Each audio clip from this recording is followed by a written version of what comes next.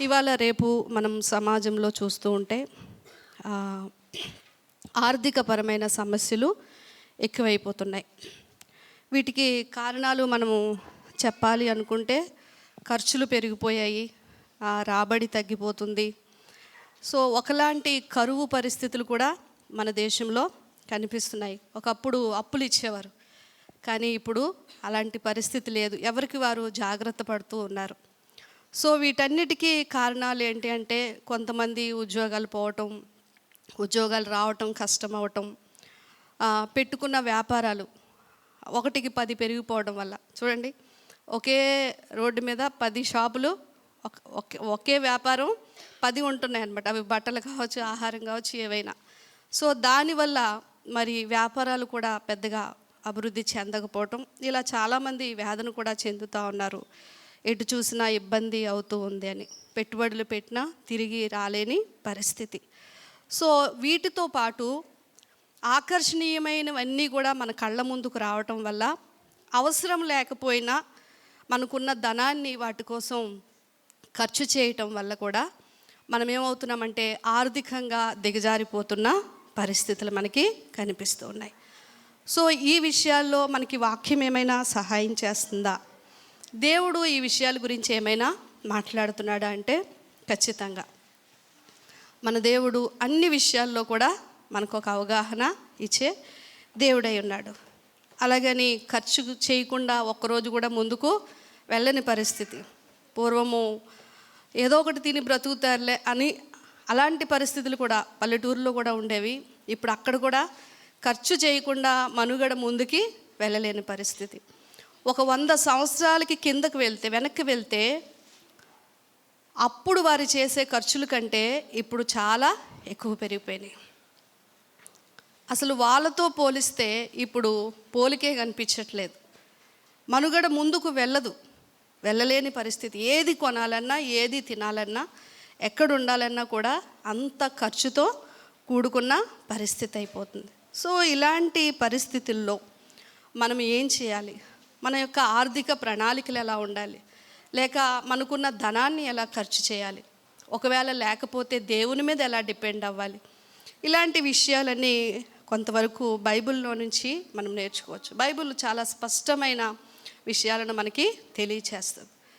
దేవుడే మనిషికి సంపాదించే సామర్థ్యాన్ని ఇచ్చాడు, అందుకే మనం సంపాదించగలుగుతున్నాం. చాలామంది అనుకుంటాం, నేను ఉద్యోగం చేస్తున్నాను, నేను వ్యాపారం చేస్తున్నాను అంటాం. నో, దేవుడు శక్తిని ఇవ్వకుండా మనం ఎవరం కూడా ఆ పని చేయలేం. ద్వితీయోపదేశకాండము 8వ అధ్యాయము 18వ వచనం చూస్తే, ఇశ్రాయేలీల ప్రజలతో దేవుడు మాట్లాడుతూ ఒక మాట మాట్లాడారు. చూడండి,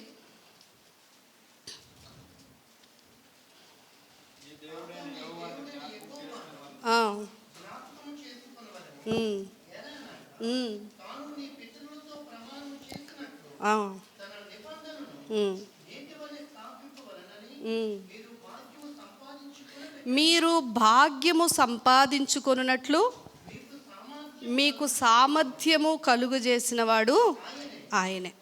మనము భాగ్యము అనగానే ఈ భౌతికమైన దీవెనలోనికే వస్తుంది, ఈ భౌతికమైన సంపాదనలోనికే వస్తుంది. ఈ భాగ్యము సంపాదించుకోవడానికంట అది ఉద్యోగమైనా, వ్యాపారమైనా, ఏదైనా పనైనా మనం చేయగలగడానికి మనకి సామర్థ్యత ఇచ్చిన వాళ్ళు ఎవరండి? దేవుడే. దేవుడు ఆరోగ్యం ఇవ్వకపోతే, దేవుడు మనకి శరీరంలో ఆ బలాన్ని ఇవ్వకపోతే మనం కష్టపడుకోలేం. కనుక మొదట మనం గుర్తుంచుకోవాలి ఏంటి అంటే, మన వల్ల వచ్చేది కాదు, మన వల్ల జరిగేది కాదు, కానీ దేవుడే మనిషికి సంపాదించుకోవడానికి సామర్థ్యాన్ని ఇచ్చాడు. భాగ్యం సంపాదించుకోండి, కూర్చుకోండి అని దేవుడే చెప్తా ఉన్నాడు. ఇలాంటి విషయాల్లో నేను 3 విషయాలు ఈరోజు మీ ముందుకు తీసుకొస్తాను. చాలా ఉన్నాయి. అసలు మనకున్న ధనాన్ని ఎలా మనం ఖర్చు చేయాలి, ఏ విషయాల కొరకు మనం హెచ్చించాలి. మొదట దేవుడు చూస్తే మొదటిగా ఖర్చు చేసే విషయంలో బైబిల్ ఖర్చు గురించి ఏం చెప్తుంది? ఖర్చు చేసేటప్పుడు మన యొక్క ధనాన్ని వేటి కోసం హెచ్చించాలి అనేది ఒక స్పష్టమైన 3 విషయాలను మనం తెలుసుకుందాం. మొదటిగా మీరు చూసినట్లయితే, దేవుడు ఇశ్రాయేలీల ప్రజలతో 14వ అధ్యాయం 26వ వచనం ద్వితీయోపదేశకాండంలో ఏమన్నాడు అంటే, అక్కడ మీరు మీ సంపాదనలో నుంచి గొర్రెలను, మేకలను, ఎద్దులనేమి,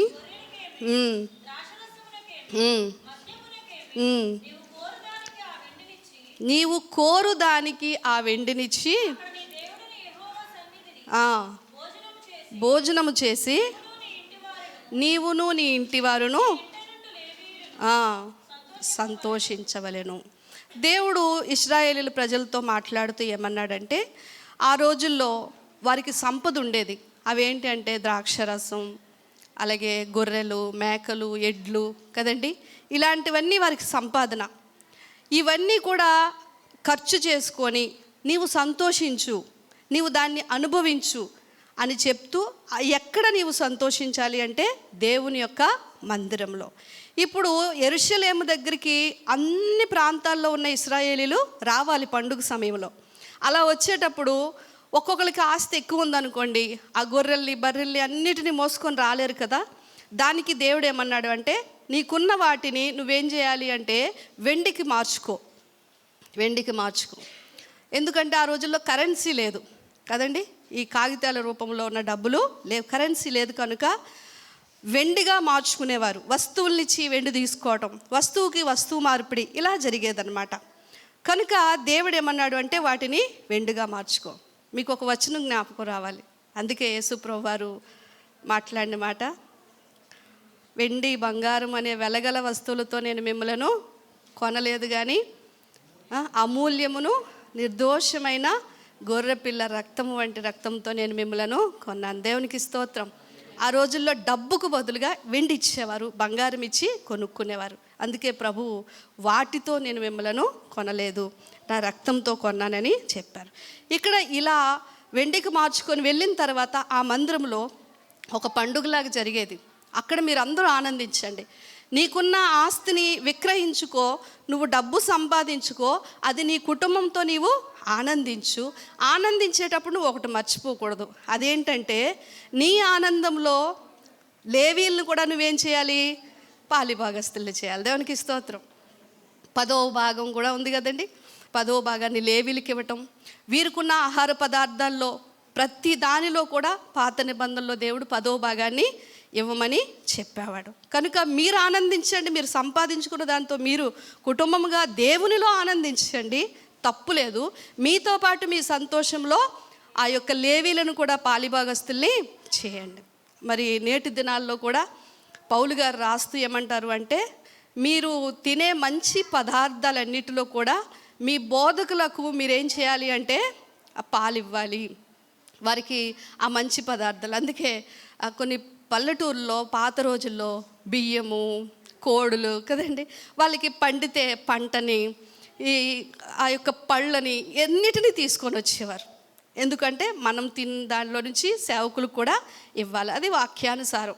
ఎందుకంటే సేవకుడు అన్నీ విడిచిపెట్టి సేవకు వస్తాడు కనుక వారు సంఘం కోసమే పనిచేస్తారు, సంఘం కోసమే బ్రతుకుతారు కనుక వారి పోషణ అనేది సంఘం మీదే. అది వాక్యానుసారం. దున్నే ఎద్దు మూతికి చిక్కం పెట్టొద్దు అని అంటాడు కదా. సో పనివాడు జీతానికి పాత్రుడు. సేవకులు తినడంలో తప్పు లేదు, వాళ్ళకు తినే రైట్స్ దేవుడు నూతన నిబంధనలో కూడా 100% ఇచ్చాడు. సో దేవుని బిడ్డలారా, ఇది దేవుడు చెప్తూ 10వ భాగాన్ని ఇమ్మని అక్కడ చెప్పాడు. అంటే వారు సంపాదించుకున్న దానిలో దేవునికి 10వ వంతు ఇవ్వటం. అంటే వారి ధనాన్ని మొదట ఎక్కడ ఇవ్వాలి, వారి సంపాదన మొదట ఎక్కడ వారు వేయిపరచాలి అంటే అది దేవునికి మాత్రమే చెందేటట్లుగా, అందులో యాజకులు పాలిభాగస్తులు అయ్యేటట్లుగా చెప్పాడు. ఎందుకు అంటే, ఎందుకు దేవుడు అలా చెప్పాడు? సంపాదించుకున్నదంతా వారినే తినమనొచ్చు కదా, దేవుడికి ఇస్తే దేవుడు తింటాడా అని మనం ఆలోచన చేస్తే, దశమ భాగము అనేది పాత నిబంధనలో ఆరాధనలో భాగము. దేనిలోనండి? ఆరాధనలో భాగం. దేవుణ్ణి ఆరాధించటంలో ఒక భాగం ఏంటంటే వారు దశమ భాగాన్ని ఇవ్వటం. మరి నూతన నిబంధనలో అయితే దశమ భాగానికి మించి దేవుడు మీకు హృదయంలో ప్రేరేపించబడిన దాన్ని బట్టి, మీకు కలిగిన సమృద్ధిని బట్టి మీరు ఇవ్వండి.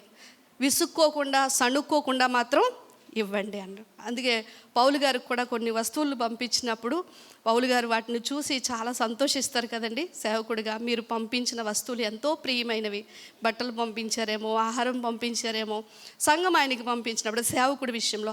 అలాగే ఇచ్చేటప్పుడు కూడా 10వ భాగం 23 మత్తయి ప్రకారం 10వ భాగంతో పాటు వారు ఏం చేశారు అంటే, కొంతమంది భక్తులు దేవుణ్ణి ఆరాధించడంలో వారి ప్రయారిటీని బట్టి, వారు దేవునికి ఇచ్చే స్థానాన్ని బట్టి ఆస్తులను కూడా ఇచ్చారు కదండి. బర్నబా ఉన్నాడు, ఏం చేశాడు, మొత్తం భూమి అమ్మి దేవునికి ఇచ్చేశాడు. తన ఆలోచన ఏంటి అంటే, దేవునికంటే నాకు ఇంకేమీ ఎక్కువ కాదు, నాకు అవసరం లేదు, దేవుని పని అయితే చాలు అనుకున్నాడు కదండి. మొదటి సంఘంలోనంట అందరు స్థిరాస్తులను అమ్మి సేవకుల దగ్గరికి తీసుకొని వచ్చారట.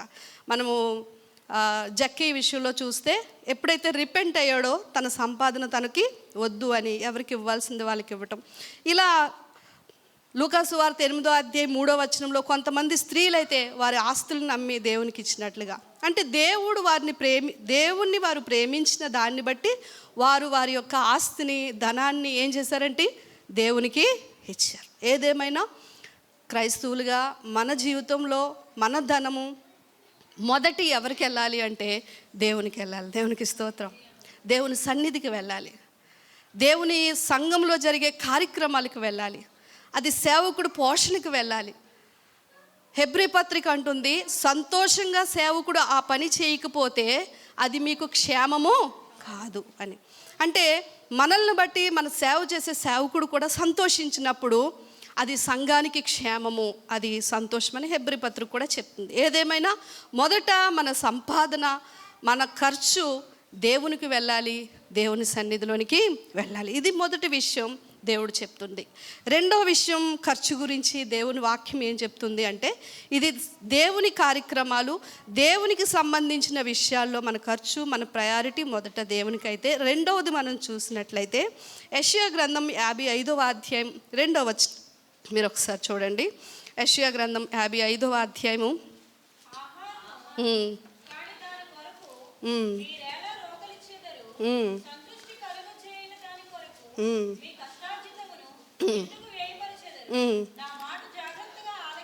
చాలండి. ఆ 2 వచనాలు క్లియర్గా అందరూ బైబిల్ తీసి చదవండి. రెండో వచనం, ఆహారము కాని దాని కొరకు మీరేలా రోకలిచ్చెదరు, సంతుష్టి కలుగజేయని దానికోసం ఎలా వ్యయపరుస్తున్నారు,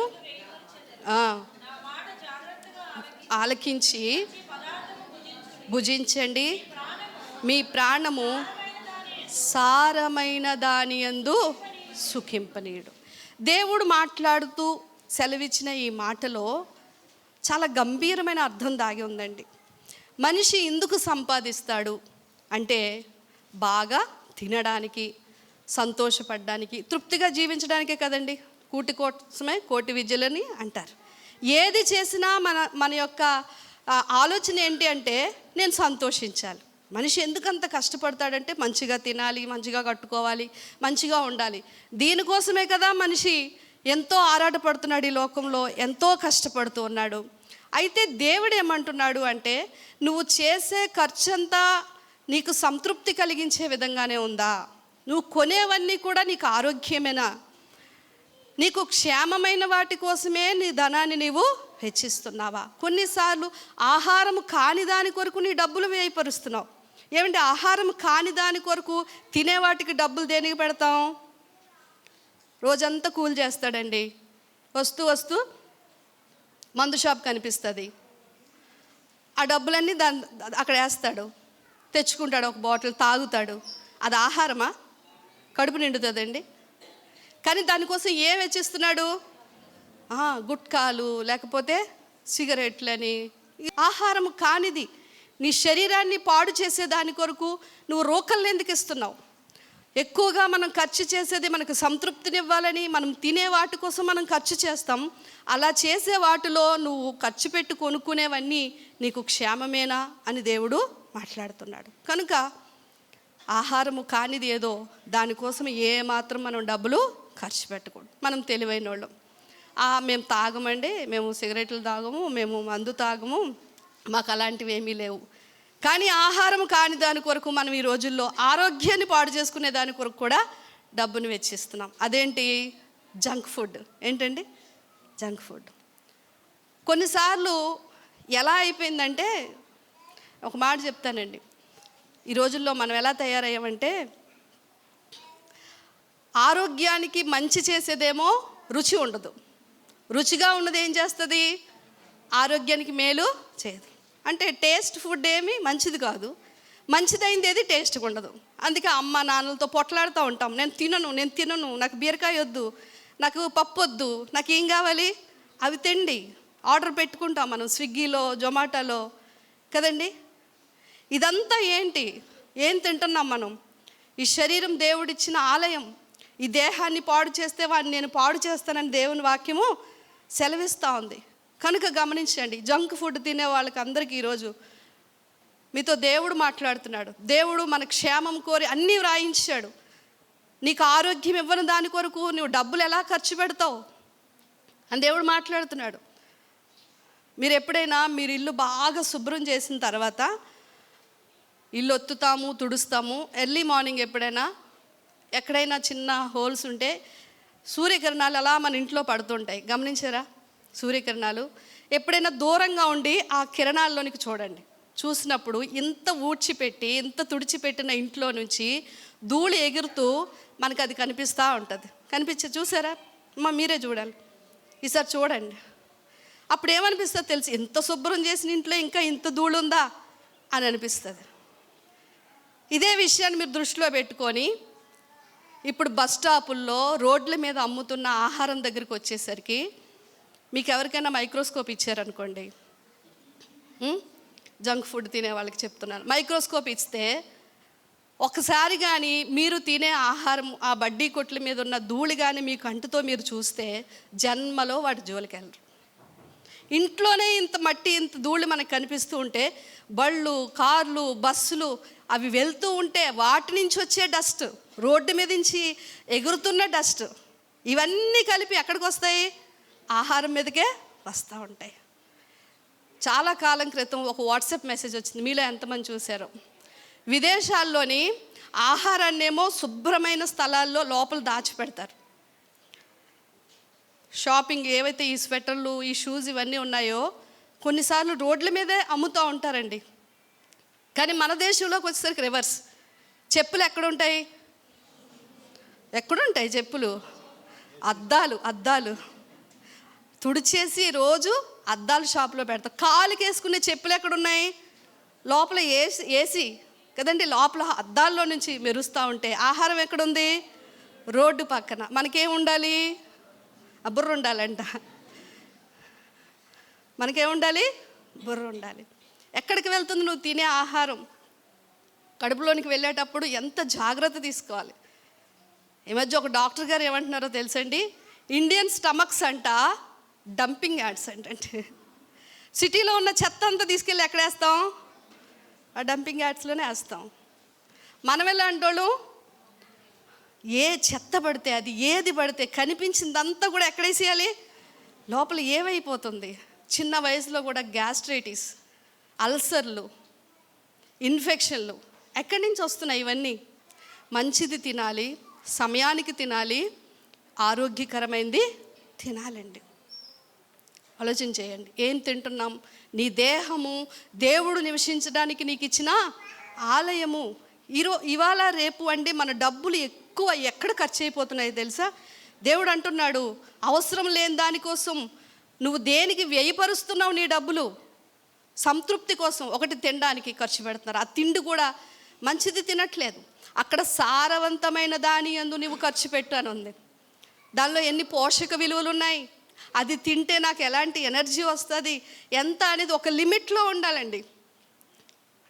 తిమోతితో పౌలు మాట్లాడుతూ అన్ని విషయాలు నువ్వేం చేయాలి? మితముగా. దాన్ని మార్చేసాం, అన్ని విషయాల్లో మేము అతిగా ఉంటాము. ఏంటండి, మనకి కూడికలు ఎక్కువ. ఆ కోళ్ళంట రెస్ట్ తీసుకొని టూర్ వెళ్తున్నాయటండి బ్యాగులు వేసుకొని. నిజంగా ఎవరు తయారు చేస్తారో కానీ వాటి బాధ నాకు అర్థమైంది. నిజమే కదా పాపం అని. చికెన్ లేకపోతే నేను ఎలా బ్రతకాలి? నేను ఏం తినాలి? ఆ రోడ్డు మీద ఉన్న కలర్స్ వేసిన ఫుడ్డు, ఆ పామాయిల్ వేసినవి ఎంత ఆసక్తితో, ఆ టేస్టింగ్ సాల్ట్ వేసినవి ఎంత ఇంట్రెస్ట్గా తినేస్తామో, లోపల ఏమవుతుందో ఆలోచించలేని పరిస్థితి. గమనించాలి, మన శరీర అవయవాలన్నిటినీ కూడా ఈరోజు ఆహారమే ఊరైపోయింది తెలుసండి. తక్కువ తింటే బతకలేము, ఎక్కువ తింటే జబ్బులు. కనుక మనము మితముగా ఉండాలి కదండి. కత్తి పెట్టుకోమన్నాడు దేవుడు గొంతు దగ్గర. ఏం చేయాలి? దాని అర్థం ఏంటి? అది తింటే నువ్వు సస్తావురా అని అర్థం. కత్తి ఎందుకు పెట్టుకోమన్నాడు? నోరు ఊరుతూ ఉంటుంది.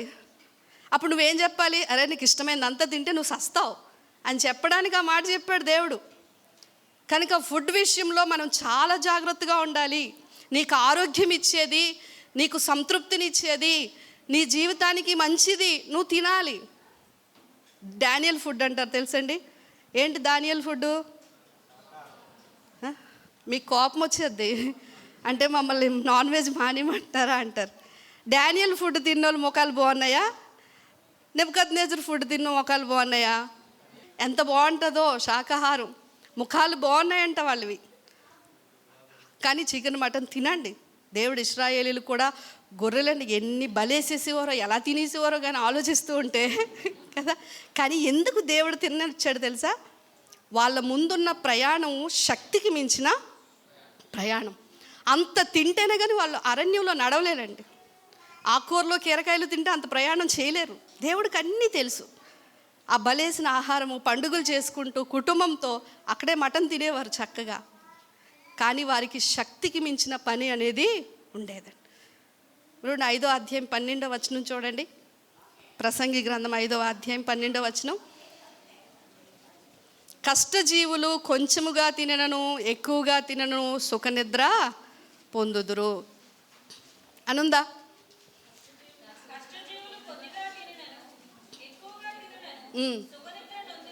చాలండి, చాలు. కష్టపడే వాళ్ళంట ఎంత తిన్నా వాళ్ళకి నిద్ర పడుతుందటండి. అంటే తిన్నది ఏం చేయాలి? కష్టపడాలి. ఒక రోజంతా మనకి పని లేదనుకోండి, ఆ రోజు ఏం చేయాలి? ఫుడ్ కాస్త తగ్గించాలి. ఎప్పుడైనా సరే శరీరం తీసుకుంటున్న ఆహారం శక్తిగా మారాలి. ఆ శక్తి ఖర్చు అవ్వాలి.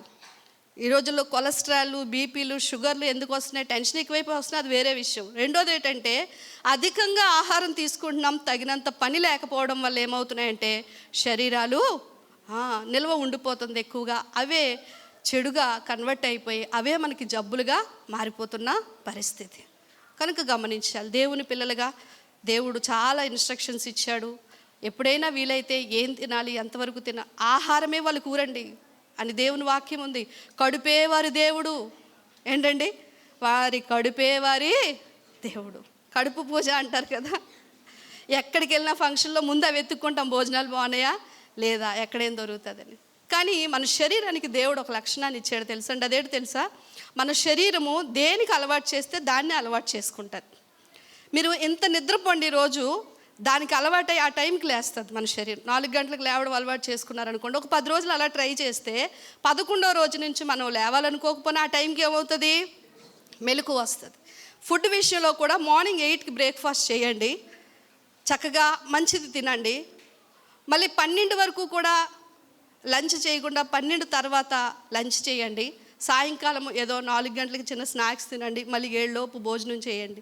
ఇలా ఒక 1 మంత్ మీ సర్కిల్ని మీరు ఒకవేళ డిజైన్ చేసుకోగలిగితే నెక్స్ట్ నుంచి మీ బాడీ ఏమవుతుంది తెలుసా? దానికే అలవాటు పడిపోతుంది. తింటూ తింటూ తింటూ ఉండడం అలవాటు చేసుకుంటూ ఉంటే వాళ్ళు ఇంకా కంట్రోల్ చేసుకోనివ్వదు శరీరం. ఇంకా తినాలి. ఆ సిస్టమ్ దేవుడు మనలో పెట్టాడు. దేవునికి స్తోత్రం. దానికి మనం అలవాటు చేసుకోవాలి. ఇది ఫుడ్ విషయంలో మీరు జాగ్రత్తగా ఉండాలి. రెండోది ఖర్చులు. అక్కడ దేవుడు రాయిస్తూ ఏమన్నాడు అంటే, చదవండి ఆ 2వ వచనంలోనే. యెషయా గ్రంథం 55వ అధ్యాయం 2వ వచనంలోనే.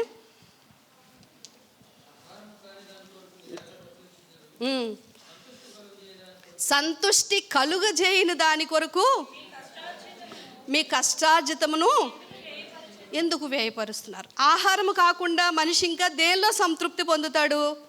మంచి బట్టలు, మంచి వస్తువులు కదండి, మంచి ఇళ్ళు, మంచిగా వాహనాలు, వీటిలో మన సంతోషాన్ని వెతుక్కుంటాం. దేనికోసం ఏం చేస్తాం? ఖర్చు చేస్తాం, సంపాదిస్తాం, ప్రయాసపడతాం. కానీ అన్నీ మనకు సంతృప్తినిస్తాయా అంటే ఇవ్వవు. ఈరోజు చూడండి, ఆన్లైన్ షాపింగ్ ఎక్కువైపోయి మన ఇంట్లో మనం కూర్చొని ఆలోచిస్తే మనకు అవసరమైన దానికంటే ఇంకా ఎక్కువైనవే అన్నీ ఉంటున్నాయి. అవసరం లేకపోయినా కొంటున్నాం. ఆ ప్యాకెట్లు పట్టుకొని వచ్చేస్తూ ఉంటారు మన ఇంటికి కదండి. అన్నీ అవసరమేనా అంటే కాదు. ఆలోచన చేయాలి. మన డబ్బులు ఖర్చు చేసుకునే ఒకప్పుడు మనం అవివేకంతో ఉండొచ్చు, ఒకప్పుడు మనకి జ్ఞానం లేకపోవచ్చు. కానీ దేవుడు రాను రాను మనల్ని మారుస్తున్నప్పుడు, జ్ఞానం ఇచ్చినప్పుడు మనం అన్నీ ఆలోచించాలి. నేను ఖర్చు చేస్తున్నది నాకు అవసరమేనా? రెండోది, దానివల్ల నాకు ఆనందము కలుగుతుందా? దీనివల్ల విచ్చలవిడితనానికి మనము అక్కడ ఫుల్ స్టాప్ పెట్టడానికి అవకాశం ఉంటుంది కదండి. అవసరం లేని వస్తువులు ఇంటిలో కొంతమంది తిండికైనా ఖర్చు పెట్టరు, కానీ బట్టల కోసం ఎక్కువగా ఖర్చు పెడతారు. మంచి ఆహారం తీసుకోరు, గంజో కడుగో తాగేసి బతికేద్దాం. చూడండి, దేహానికి ఎంత మంచి వస్త్రాలు వేసినా లోపల ఆరోగ్యం బాగోకపోతే దానివల్ల ప్రయోజనం ఏముంది?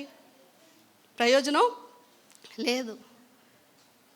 ఒక మాట అదేంటంటే, ముస్లిం సహోదరులకి బిర్యానీ అంటే ఇష్టమంట, హిందూ సహోదరులకి బంగారం అంటే ఇష్టమంట, క్రైస్తవ సహోదరులకి బట్టలు అంటే ఇష్టమంట కదా. ఎందుకంటే మన సమావేశాలు ఎక్కువ, మన ప్రేయర్స్ ఎక్కువ, మన ప్రయాణాలు ఎక్కువ, వాడుక ఎక్కువ. అలా మనం ఇప్పుడు చూస్తే సూట్లు, బూట్లు, సినిమా యాక్టర్లకి మించి కదండి. ఏ నిరాడంబరైతే అయితే బైబిల్ బోధించిందో అది మనలో కనిపించట్లే. అధికమైన ఖర్చు, అది మనకు సంతృప్తినిస్తుందా లేదా అనేది ఆలోచించాలి. ఇంట్లో వస్తువులు కొనేటప్పుడు కూడా ఎంతవరకు అవసరం? 3 రూములు ఉంటే 3 రూముల్లోనే ఏసీ పెట్టుకుంటాం. దేవుడు మీకు ఇస్తే పెట్టుకోండి, సంతోషం, కొనుక్కోండి, అవసరమైతే తప్పు లేదు. కానీ ఎండాకాలంలో ఏసీ వాడాల్సింది పోయి సంవత్సరం అంతా ఏం వాడుతాం? బిల్లు ఎంత? మొన్న ఒక ఆవిడ మీ కరెంటు బిల్లు ఎంత వస్తుందండి అన్నది. 2000 మెన్షన్ ఎవరు మీ పాస్టర్ గారు అన్నాడు. ఎందుకంటే నాకు ఏసీ పడదండి, నాకు చలి ఎక్కువ.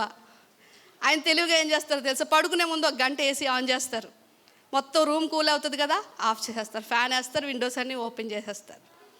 ఎందుకు అంటే మనకు ఉంది అని చెప్పేసి మనం ఖర్చు పెట్టేసుకుంటే పిండి దుంపల్లాగా ఉడికిపోతాం తెలుసా. అంటే ఏసీలో పడుకుంటే ఏదో బయటికి గ్లామర్గా కనిపిస్తాం, కానీ లోపల అవయవాలన్నీ చాలా డ్యామేజ్ అయిపోతాయి. ఆలోచించాలి. మనం గొప్పలకి వెళ్ళిపోయి ఏదో మనకి లేదండి. ఆ రోజుల్లో ఒక సామెత ఉంది, మింగడానికి మితికిలేదు కానీ ఎలా వచ్చింది తెలుసా? ఆ సామెత ఒక ముసలాయనట, పెద్దోడంట, 70 సంవత్సరాలు పైబడి. ఆ రోజుల్లో పెద్దోళ్ళు వీధిలోని ఇవి తీర్చడానికి వెళ్ళేవారు కదా, గొడవలు తీర్చడానికి వెళ్ళేవారు. అలా ఒక పెద్ద ఆయన గొడవలకి వెళ్తూ మంచిగా పంచి కట్టుకొని, బట్టలు కట్టుకొని, ఇలా ఒకటి వేసుకొని పెద్ద డిగ్నీగా అదేమంటారు కదా, అలా చేస్తూ మీసాలకు ఏం రాసేవాడంటే సంపంగి నూనె అంటే పర్ఫ్యూమ్ రాసేవాడట. ఇతను వెళ్తుంటుంటే ఆ స్మెల్ అందరికీ వచ్చేసేదటండి. కానీ ఇంట్లో పరిస్థితి ఏంటో తెలుసా? గంజానం తినేవారట అందరూ. ఇతని గారు ఖర్చు దేనికి? సంపంగి నూనె రాసుకోపోతే ఎవరైనా అంటారా? ఇంట్లోకి వెళ్ళి చూస్తే వాళ్ళ ఇంట్లో అసలు తినడానికి తినలేని పరిస్థితి అంటే, ఇది జరిగిన స్టోరీ అటండి. అప్పటి నుంచి సామెత వచ్చిందట, మింగడానికి మితికిలేదు. కానీ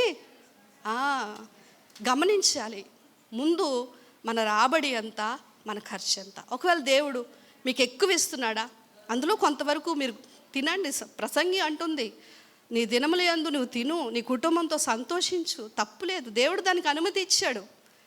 అంతే తప్ప మనకి లేనప్పుడు కూడా అప్పులు చేసి ఖర్చులు చేయొద్దు. నీకున్న దానితో నీవు సంతృప్తి చెందాలి. కనుక ఈరోజు ఎందుకు ఆర్థిక మాంద్యం, ఎందుకు ఆర్థికమైన ఇబ్బందులు వస్తున్నాయి అంటే మనకి ఒక ప్రణాళిక లేకపోవడం వల్ల. మనకు 100 రూపాయలు వచ్చాయి అనుకోండి, 10 రూపాయలు ఖర్చు పెట్టుకోవడంలో తప్పులేదు. 10 రూపాయలు వస్తే 100 రూపాయలు ఖర్చు పెడతానంటే ఏమవుతుంది? దేవుని పిల్లలు ఈ లోకానికి ఒక పాఠం చెప్పేవారుగా ఉండాలి. ఎప్పుడు అప్పు చేసి ఏం కొనొద్దండి. మీకుందా మీరు కొనుక్కోండి. దేవుడు మనకి ఇచ్చాడా, తిందాం, సంతోషిద్దాం, దేవునికి ఇద్దాం, ప్రజలకి ఇద్దాం, మనం తిందాం. అంతే తప్ప అప్పు చేసి మాత్రం ఎప్పుడు ఏది కూడా కొనొద్దు. ఆ వస్తువు వల్ల మనకు అంత అవసరం లేకపోతే దానికి ఇంట్రెస్ట్ పెరిగిపోతూ ఉంటుంది, కష్టార్జితం అందులోకి వెళ్ళిపోద్ది. ఎంత ఘోరమైన పరిస్థితి. ఆన్లైన్ షాపింగ్ చేసేవాళ్ళు మ్యాక్సిమం తగ్గించండి. యాప్లు ఎక్కించేసుకుంటారండి 3-4. ఖాళీ టైంలో ఇలా ఇలా ఇలా. సాతాను గడు ఎంత తెలివైనోడు తెలుసా? ఇది బాగుంది, ఇది బాగుంది, అది బాగుంది, అది బాగుంది, అది బాగుందండి, గబుక్కున ఆర్డర్ పెట్టేస్తారు. అది అవసరమా కాదా? ఆలోచించాలి, మార్చుకోవాలి. మనమందరం లోపాలతో ఉన్న వాళ్ళమేనండి. మార్చుకోవాలి, ప్రార్థన చేసుకోవాలి వీటి విషయమై. ప్రభువా, నాకు ఈ విషయంలో జయం ఇవ్వండి, ఈ విషయంలో నాకు కంట్రోల్ ఇవ్వండి, నేను కూరుకుపోకుండానట్లు నాకు సహాయం చేయండి అని ప్రార్థన చేసుకోవాలి. రెండోది, మన ధనము మన కోసం ఖర్చు పెట్టుకోవాలి. ఆ ఖర్చు పెట్టుకునేది కూడా దేనికోసం ఖర్చు పెట్టాలి అంటే, నీకు సంతృప్తినిచ్చి సారవంతమైన దానికోసం నీవు డబ్బుని ఖర్చు పెట్టు. ఆ మొదటి వచనంలో దేవుడు ఏమంటున్నాడు తెలుసండి? దేవుడు భలే రాస్తాడు కదా, దప్పుకొని వారులారా రండి, రోకలు లేని వారులారా. అసలు ఏం కొనుక్కోవడానికి డబ్బులు లేవు, ఏం తినడానికి డబ్బులు లేవు, నా పరిస్థితి చాలా ఘోరం అండి అని మనం దోబరా చేస్తూ బాగా ఎంజాయ్ చేస్తున్న వాళ్ళని చూసి వాపోతున్నామేమో. ఆయన ఏమంటున్నాడు అంటే, మీ దగ్గర డబ్బులు లేవా, మీకు కావలసిన తృప్తిని నేను ఇస్తాను. దేవునికి స్తోత్రం. దేవుడు లేకుండా మనం ఎంత ఖర్చు చేసినా దానిలో తృప్తి లేదండి. అందుకే ప్రభు యోహాను సువార్త 16లో అన్నారు, అక్షయమనే శరీరం ఆహారము కొరకు కష్టపడండి. ఎంత తిన్నా, ఎంత కొనుక్కున్నా, ఏది సంపాదించినా మనసులో తృప్తి రావట్లేదు ఈరోజు మనిషికి. ఎందుకంటే దేవుడు లేడు వారితో. దేవుడు ఏమంటున్నాడు? ముందు ఎవరు ఉండాలి? నేను ఉండాలి. అందుకే కష్టజీవులు కొద్దిగా తిన్న తృప్తి, నెమ్మదితో కూడి కొంచెం ఉంటే చాలు. మరి పౌలు గారు కూడా అంటారు, నాకు సరిపడినంత ఇవ్వయ్యా. భక్తులకు తెలిసిందండి, దేవుడు ఉండి మనతో, మనం మామూలుగా తిన్నా, మామూలుగా బ్రతికినా అది మనకు సంతృప్తి. దేవుడు లేకుండా మనం ఎన్ని చేసుకున్నా దానివల్ల వచ్చేది ఈరోజు తెలుసండి. చాలా జాగ్రత్త పడాలి. ఏమీ లేని వాళ్ళు కొద్ది కొద్దిగా జాగ్రత్తగా ఖర్చు చేసుకో. అలాగని పిసినారుతనాన్ని బైబిల్ ఏమాత్రం ఆమోదించదు. వాళ్ళు తినరు, పక్కోళ్ళకి పెట్టరు, దేవునికి ఇవ్వరు. లోబి తన ఇంటి వారిని బాధ పెట్టును, లోభులందరూ నరకంలోకి వెళ్తారని వాక్యం ఉంది. లోభత్వాన్ని దేవుడు ఏమాత్రమో ఆయన సపోర్ట్ చేయరు. అలాగని నీకున్న దానిని మినిమం చేయాల్సిన వాటికి నువ్వు చేయటం అనేది నేర్చుకోవాలి. ఎలా ఖర్చు చేయాలి అనేది మనం జాగ్రత్తగా చూసుకోవాలి. దేవుని బిడ్డలారా గమనించండి, ఒక ప్రణాళిక మనం వేసుకోవాలి. దేవుని కలిగి ఉండి మనకి ఏమీ లేకపోయినా, అందరూ బిర్యానీ తింటున్నారండి, మనకి లేదు, పప్పే ఉంది, కానీ ఆ రోజు మంచిగా ఆరాధన చేసాం, ఆ రోజు చక్కగా దేవునితో గడిపాం, ఆ రోజు ఎంతో దేవుని స్తుతించాం. ఆహారం వల్ల వచ్చే తృప్తి కంటే ఆల్రెడీ మన హృదయాలు ఏమవుతాయి? సంతోషంతో నింపబడతాయి. ఇది లేకుండా లోకం ఎంతో ఖర్చు చేస్తుంది, ఎంతో చెప్పలేం మనం. చాలా తక్కువ వాళ్ళు వేసుకునే వస్త్రాలు, వాళ్ళు ధరించే నగలు, వాళ్ళు తిరిగే వెహికల్స్, వారు కట్టుకునే బిల్డింగ్లు చూస్తూ ఉంటే ఏంటి అసలు ఎక్కడి నుంచి వస్తుంది ఇంత ధనం అనిపిస్తూ ఉంది. అంతగా లోకం ప్రయాసపడుతుంది. ఆఖరికి వాళ్ళని మనం ప్రశ్నిస్తే జీవితంలో తృప్తి ఉందా అంటే ఏమాత్రం తృప్తి లేని పరిస్థితి. కనుక గమనించండి, దేవుడు మనతో ఉంటే కొద్ది వాటిలో కూడా మనం అదే ఆయన చెప్తున్నారు, జాగ్రత్త. నీ డబ్బులు ఖర్చు పెట్టుకునేటప్పుడు నువ్వు దేనికోసం ఖర్చు పెడుతున్నావో జాగ్రత్త పడు. రెండోది, నేను లేకుండా నీ సంతృప్తి కొరకు నువ్వు ఎన్నో కొనుక్కొని ఎన్నో చేసినా దానివల్ల నీకు తృప్తి అనేది రాదు. మనుషుడంట రొట్టె వలన కాదు కానీ దేవుని నోట నుంచి వచ్చు ప్రతి మాట వల్ల. దేవుడిస్తాడు ఆరోగ్యం. మన స్థితి ఆయనకి తెలుసు. మనం ఎంతలో ఉండాలో అంతలో చక్కగా తృప్తి కలిగి జీవించాలి. దీని కొరకు మనం మన ధనాన్ని వెచ్చించవచ్చు. మొదట ఏం చెప్పాను అంటే, దేవునికి మొదట మన ప్రయారిటీ ఇవ్వాలి. దేవుని సంఘ కార్యక్రమాలు, సేవకుడు పరిస్థితి కొరకు మనం ఆలోచించి మన ధనాన్ని ఖర్చు చేయాలి. రెండోది, దేవుడు ఏమంటున్నాడంటే, నీ గురించి నీవు ఖర్చు పెట్టుకో, నీ పిల్లల కోసం ఖర్చు పెట్టుకో, చక్కగా నువ్వు ఈ లోకంలో సంతోషంగా తినడానికి ఖర్చు పెట్టుకో. కానీ ఆ ఖర్చు పెడుతున్నది అనవసరమైన వాటి కోసం నీవు ఖర్చు పెట్టొద్దు. ఏది అవసరం, ఎంతవరకు అవసరం అనేది మనం ఆలోచన చేస్తూ ముందుకు వెళ్ళాలి. ఇవి 2 విషయాలు మాట్లాడుకున్నాం. 3వ విషయం కోసం బైబిల్ ఏం చెప్తుందో ఒకసారి చూసి ముగించేస్తాను నేను. 3వ విషయాన్ని మనం చూసినట్లయితే, దేవుని బిడ్డలారా, మన ధనము ఇతరుల కోసం కూడా మనము ఖర్చు పెట్టాలని బైబిల్ చెప్తాం. మొదట దేవునికి, రెండోది మనకి, మూడోది ఎవరికి? ఇతరుల కోసము మన ధనం ఖర్చు పెట్టాలని దేవుని వాక్యమే సెలవిస్తూ ఉంది. మీకు కృపావరాల్లో రోమిలకు రాసిన పత్రిక 12వ అధ్యాయం 8వ వచనం చూడండి. కృపావరాల్లో ఒక 2 వరాలు కూడా ఉన్నాయి. పరిశుద్ధాత్మను కలిగిన వారు కొంతమంది వాక్యం చెప్పకపోవచ్చు, సువార్త చేయడానికి పెద్ద కష్టపడలేకపోవచ్చు, చర్చిలో ఏదేదో చేయలేకపోవచ్చు, కానీ కొందరు పరిచర్య ఏంటో తెలుసండి.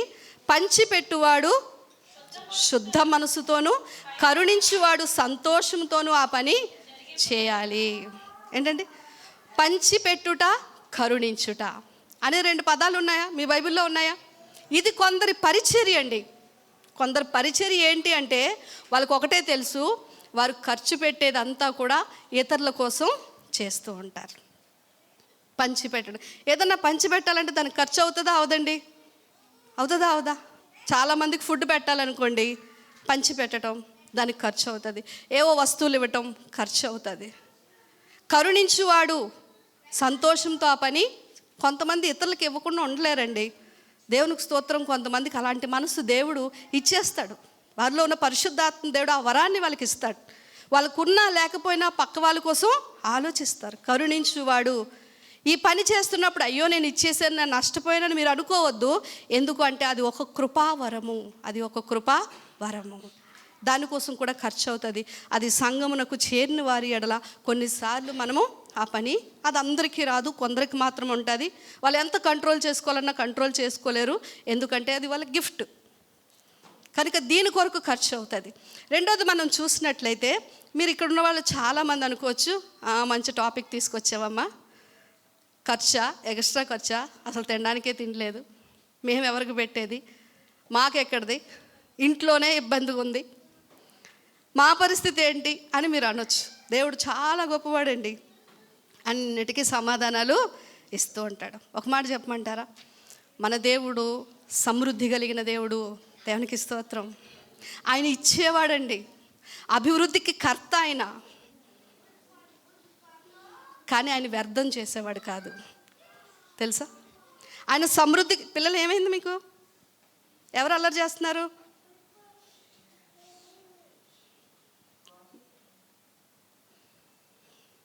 మన దేవుడు సర్వ సమృద్ధి కలిగిన దేవుడు.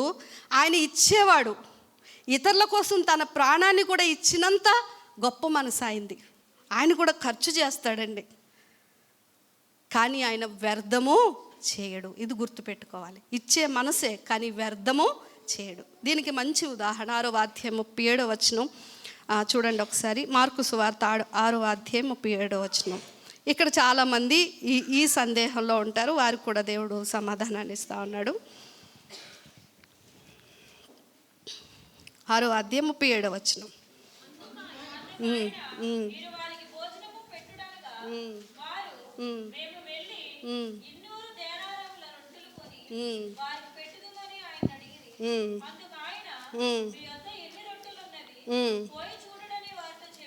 చాలండి. ఇప్పుడు ఇక్కడ ఒక సంఘటన జరిగింది. 5 రొట్టెలు 2 యేసుప్రభు వారు పెద్ద మీటింగ్ పెట్టారు, వాక్యం చెప్పారు. కానీ చీకటి పడిపోతుంది, జనాలందరినీ వాళ్ళ ఇంట్లోకి పంపించేయాలి. సో శిష్యుల్లో ఈ భారం ఏర్పడింది. ప్రభు ఎంతమంది ఆకలితో ఇంతవరకు ఉన్నారు, త్వరగా ముగిస్తే మీటింగు, వాళ్ళని పంపించేద్దాం అని ప్రభువుకు చిన్న వర్తమానం పెట్టారు. అప్పుడు ప్రభు ఏమన్నారు? ఎలాగూ మీటింగ్ పెట్టాం కదా, వాళ్ళందరినీ ఖాళీ కడుపులతో ఇంటికి పంపించడం ఎందుకు, మీరే వారికి ఆహారాన్ని పెట్టండి. వీళ్ళకి టెన్షన్ స్టార్ట్ అయి ఉంటుంది. ఎవరికి? శిష్యులకి.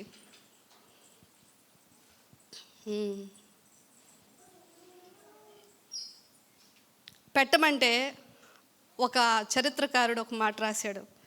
అంతమందికి ఆహారం పెట్టాలంటే ఈ శిష్యులు అందరూ వెళ్ళి 8 నెలలు పనిచేయాలటండి. ఎన్ని నెలలు? ప్రభు ఏం మాట్లాడుతున్నావు, మేము వాళ్ళకి ఆహారం పెట్టాలా అని చెప్పి వారికి చాలా భయం వేసింది. మనకు కూడా ఈ సందేహం వస్తుంది కదా, నాకే లేదు, ఇంకొకరికి నేను పెడతానా, ఇంకొకరు నేను చూడగలనా? చాలామందికి పెట్టాలని ఉంటుంది, కానీ చెయ్యి సాగదు తెలుసండి. దేవుడు ఈరోజు మీతో మాట్లాడుతున్నాడు. దేవుడు ఏ రోజైనా మిమ్మల్ని పెట్టేవారుగా చేస్తాడు. ఆ మనసు నీకుందంటే దేవుడు ఏ రోజైనా నువ్వు ఇతరులకు ఇచ్చేవానిగానే దేవుడు నిన్ను ఉంచుతాడు. అది లేమిలోనైనా సరే దేవుడు ఆ కృపను నీకు ఇస్తాడు. శిష్యులతో ఏమన్నా మీరు పెట్టండి అంటే, ప్రభా ఏం మాట్లాడుతున్నారంటే, సరే ఎక్కడైనా ఏమైనా ఉందో కనుక్కోండి. ఆఖరికి 5 రొట్టెలు 2 చిన్న చేపలు తీసుకురమ్మన్నారు. ప్రభు ప్రార్థన చేశారు, దాన్ని ఆశీర్వదించారు. వాటిని ఎవరు పంచారు? శిష్యులు. అంటే మేమా ఆహారం పెట్టాలి, మేమా అందరినీ చూస్తాము అన్న శిష్యులు ఇప్పుడు వాళ్ళ చేతులతో ఏం చేస్తున్నారు? అందరికీ ఆహారాన్ని పెడుతున్నారు. దేవునికి స్తోత్రం. ఎప్పుడు నిన్ను అలా ఉంచేస్తాడు దేవుడు అనుకుంటున్నావా? ప్రభా నా జీవితమే ముందుకెళ్ళట్లేదు, నేను ఎవరిని చూడగలను అనుకుంటున్నావేమో. నేను ఎవరికి తిండి పెట్టగలను, నేను ఎవరిని ఆదరించగలను? ప్రతి క్రైస్తవుడు హృదయంలో ఒక భారం ఉంటుంది తెలుసండి, ఎవరికొకరికి సహాయం చేయాలి అని. ఆ మనసు నీలో ఉంటే కొంతమంది ఉన్నా పెట్టరు, కొంతమంది లేకపోయినా ఆశపడతారు. అలాంటి వారితో దేవుడు మాట్లాడుతున్నాడు, నేను ఇచ్చేవానిగా చేస్తాను. శిష్యులండి వాళ్ళ చేతులతో అందరికీ రొట్టెలు పంచుతూ ఉంటే, అందరూ తింటూ ఉంటే చాలా సంతోషమైపోయారు. తర్వాత ప్రభు ఏమన్నారు? నేనేమన్నాను? దేవుడు సమృద్ధి కలిగిన వాడు, ఆయన ఇచ్చేవాడు, ఆయన వృధా చేసేవాడు కాదు. మిగిలిపోయిన మొక్కలు అవన్నీ ఏరండి. అవన్నీ ఏరితే ఎంత అయ్యాయి? 12 గంపలు. అవి ఎవరికి తీసుకెళ్ళి ఇచ్చుంటారు శిష్యులు? ఐదరు వాళ్ళ కుటుంబస్తులకి దేవుడు ఇలా చేశాడని పంచుంటారు. లేక 5 రొట్టెలు 2 చిన్న చేపలు తెచ్చిన ఆ పిల్లోడికి బహుమానంగా ఇచ్చుంటారు.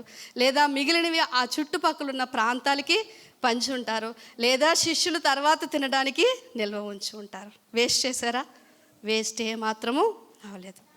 అంటే కంచాల్లో అన్నాలు పెట్టుకుంటున్నప్పుడు మనం ఆలోచించాలి. ప్రతి మెతుకు నేను పిల్లలకి చెప్తాను, తినేటప్పుడు ఆహారం వెనక ఎంత కష్టం ఉందో అక్కడ రైతు దగ్గర స్టార్ట్ చేస్తాను. భూమి దున్నాలి, వేయాలి, వేసిన తర్వాత పంట వస్తుందో లేదో తెలియదు. పండిన తర్వాత దాని కొరకు పని చేసి కూర్చాలి, ఆ మిషన్లోకి వెళ్ళి అవి ఆడాలి, వాటిని తర్వాత ఆ బ్యాగ్స్లో రెడీ చేసి షాపుల్లోకి తీసుకురావాలి. షాపుల్లోకి వస్తే సరిపోదు, వాటిని కొనుక్కోవడానికి మనకు దగ్గర డబ్బులు ఉండాలి.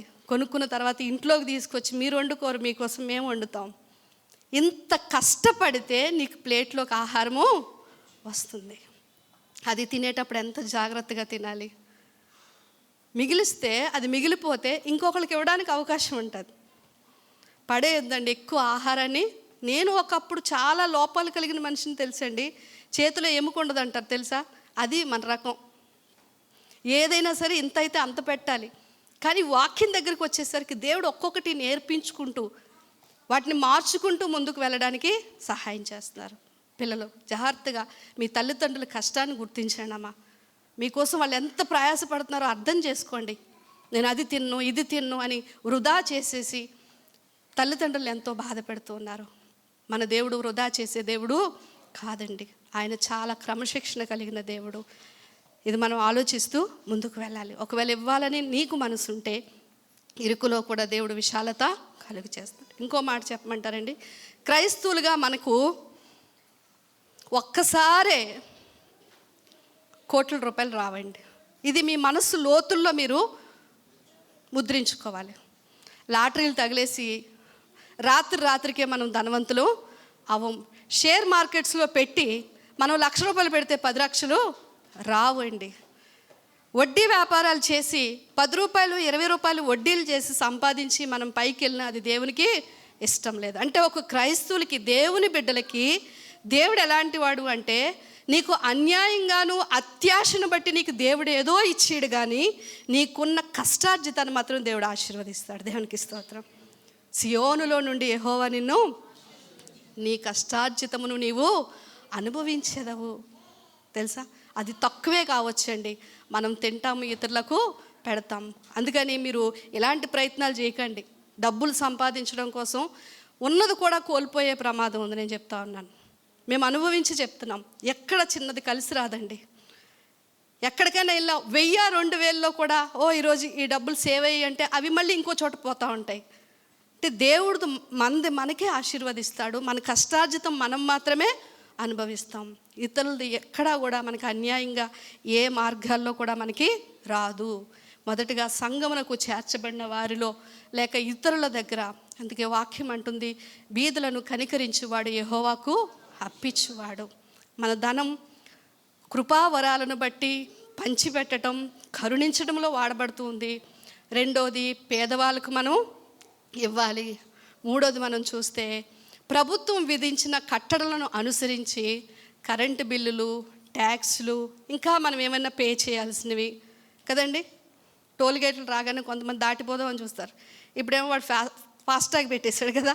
ఒకప్పుడు డబ్బులు చెల్లించకుండా పరుగు వద్దు, మనకి అన్నిటినీ పే చేద్దాం.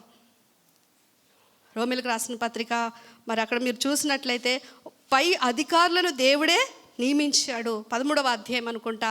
మీ పైన అధికారులుగా ఉన్న వారికి మీరు లోబడి పని చేయండి. ప్రతి ట్యాక్స్లు మనం పే చేయాలి. ప్రభుత్వం విధించే ప్రతి బిల్లును కూడా మనం పే చేయాలి, ఎగ్గొట్టకూడదు. అందుకే ప్రభు అన్నారు, కైసరిది కైసరికి, దేవునిది దానికి పొంతన పెట్టొద్దు. దేవుని దగ్గొట్టి నాకు బిల్లులు పెరిగిపోయండి, ఇది ఆపేస్తాను, అది కడతాను, అది ఆపేస్తాను, ఇది కడతాను, వద్దు. రూల్ ప్రకారం వెళ్దాము. దేవుడే మనలను దీవిస్తాడు, ఆశీర్వదించి ముందుకి తీసుకొని వెళ్తాడు. దేవునికి స్తోత్రం. కనుక ఇతరులకు ఖర్చు పెట్టేటప్పుడు దేవుడు మన ధనాన్ని వాడుకుంటాడు. ఈ విషయాన్ని మీరు గమనించండి.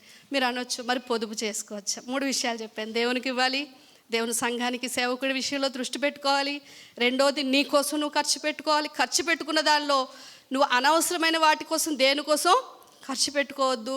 మూడవది ఇతరులకు ఇవ్వాలి. ఇతరులకు ఇచ్చేవారిలో పేదలు ఉంటారు, ప్రభుత్వానికి చెల్లించాల్సినవి ఉంటాయి, సంఘంలో అవసరతలో ఉన్నోళ్ళు ఉంటారు. దేవుడు నీకు ఒకవేళ అలాంటి కృపావరం ఇస్తే కొన్నిసార్లు అదే నీ మినిస్ట్రీ కాబట్టి దానిలో నువ్వు ఖర్చు పెట్టాల్సి వస్తుంది.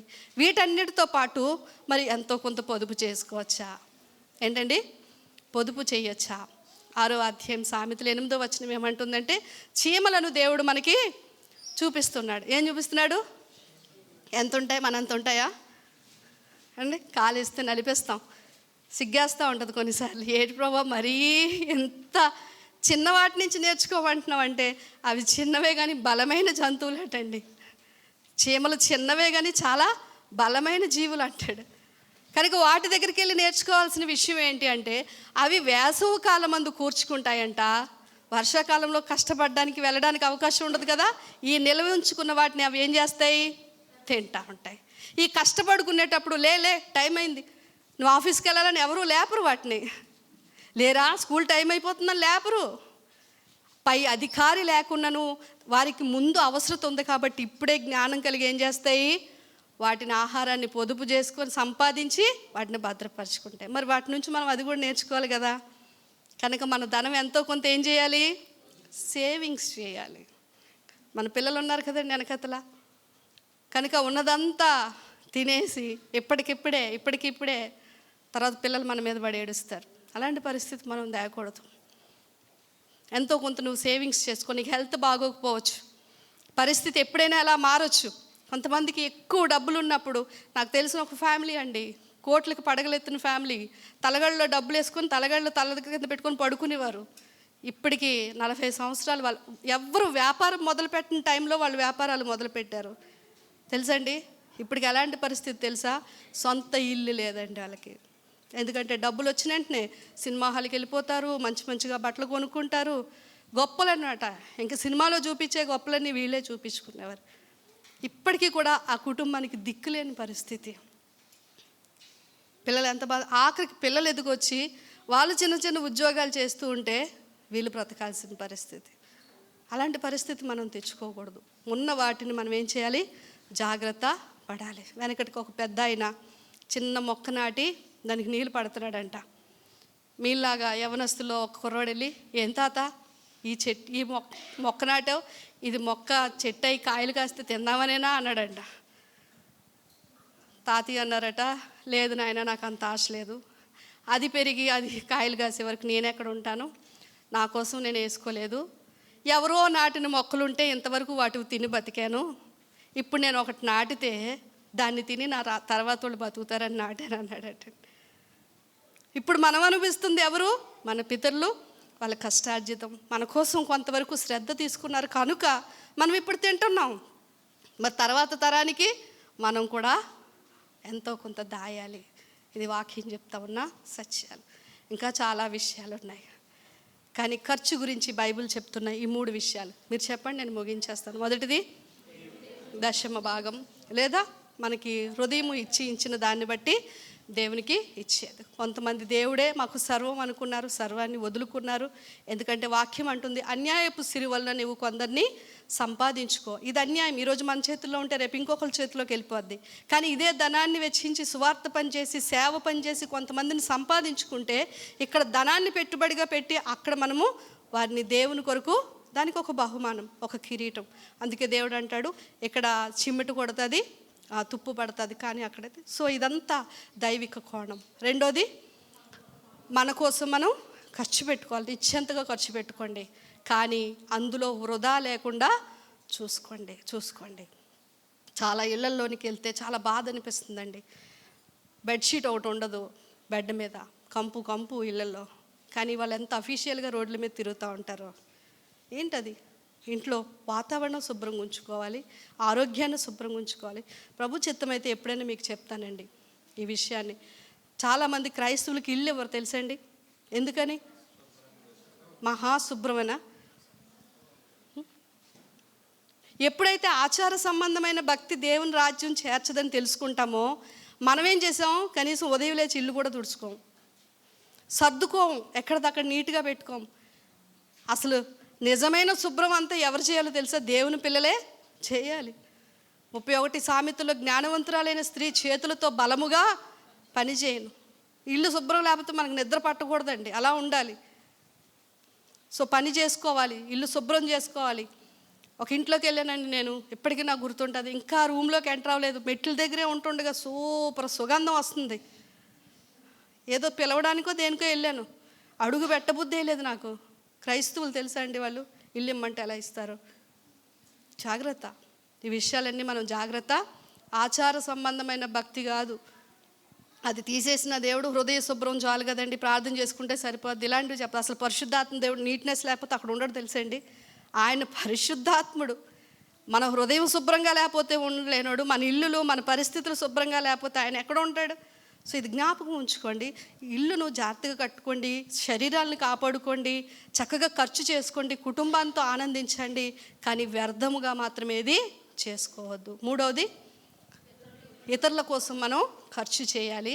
అందులో దేవుడిచ్చిన కృపావరం నీకు ఒకవేళ నీ పిలుపు అదైతే దాని కొరకు నువ్వు ఖర్చు పెట్టు. పేదవాళ్ళని చూసుకో, ప్రభుత్వానికి కట్టాల్సినవి కట్టు, రాబోయే నీ పిల్లల కోసం నువ్వు ఎంతో కొంత పోగు చేయి. ఇది బైబిల్ నేర్పిస్తున్న పాఠాలు. అందరము తల వంచుదాం దేవుని సన్నిధిలో. ప్రభువా, నా అవివేకమును బట్టి, నా నిర్లక్ష్యాన్ని బట్టి, నా కష్టార్జితం ఇప్పటికే చాలా వరకు నష్టపోయాను. నీవు ఇదేనో నాతో మాట్లాడావు, నన్ను నేను సరి చేసుకుంటాను అన్నవాళ్ళు తలదించుదాం. ఒకవేళ నాకేమీ లేదు ప్రభువా, ఇవ్వాలని మనసు ఉంది, నీకు ఇవ్వాలని ఉంది, ఇతరులకి ఇవ్వాలని ఉంది, నేను కూడా తినాలని ఉంది అన్నవారికి దేవుడు శిష్యులను చూపిస్తున్నాడు. వాళ్ళ దగ్గర ఏమీ లేదని చేతులు ఎత్తేశారు. దేవుడు అన్నాడు, నేను నీకు ఇస్తాను, నువ్వు పంచు అన్నాడు. నీకు పంచే మనసు, పెట్టే మనసు ఉంటే దేవుడిని అడుగు, దేవుడు తప్పకుండా ద్వారాలు తెరుస్తాడు. అన్యాయంగా మనకేమీ రాదు, ఓవర్ నైట్లో మనకేమీ రాదు, కానీ ఉన్నదాన్ని దీవించి అనేకులకు ఆశీర్వాదకరంగా నిన్ను మారుస్తాడు. ప్రార్థన చేసుకోండి. నేనైతే ఏం ప్రార్థన చేయాలనుకోవట్లేదు, ఎందుకంటే మీ పరిస్థితులు మీకు తెలుసు. 1 నిమిషం సమయం ఇస్తున్నాను. ఎంతవరకు జరిగింది ఏదైనా కూడా అది పక్కన పెట్టండి. ఈ దినం నాతో మాట్లాడావు ప్రభువా, ఇగో మా దేశం ఆర్థిక మాంద్యంలోనికి వెళ్ళిపోతుంది, ఖర్చులు విపరీతంగా పెరిగిపోతున్నాయి తండ్రి, సంపాదన తగ్గిపోతూ ఉంది, నేను టెన్షన్ పడుతున్నాను ఎలా బ్రతకాలని. కానీ నువ్వు నాతో మాట్లాడావు తండ్రి, నన్ను నేను సరి చేసుకుంటానయ్యా.